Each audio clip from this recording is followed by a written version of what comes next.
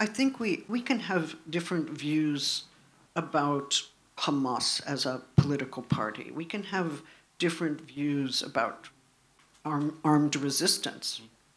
But I think it is more honest and historically correct to say that the uprising of October 7th was an act of armed resistance. It is not a terrorist attack, and it's not an anti-Semitic attack. It was an attack against Israelis, and I did not like that attack. I have gone public with this. I have gotten in trouble for saying it was, for me, anguishing.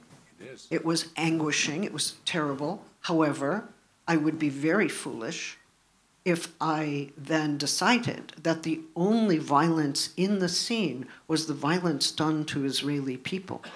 The violence done to Palestinians has been happening for decades. This was an uprising that comes from a state of subjugation and against a violent state apparatus. Okay, let us be clear.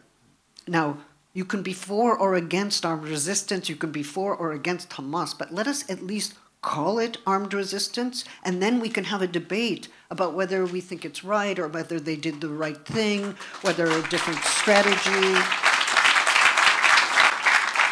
But the problem is if you call it armed resistance, you are immediately thought to be in favor of armed resistance and in favor of that armed resistance and that tactic. It's like, well, actually, maybe not that tactic, and we can discuss armed resistance.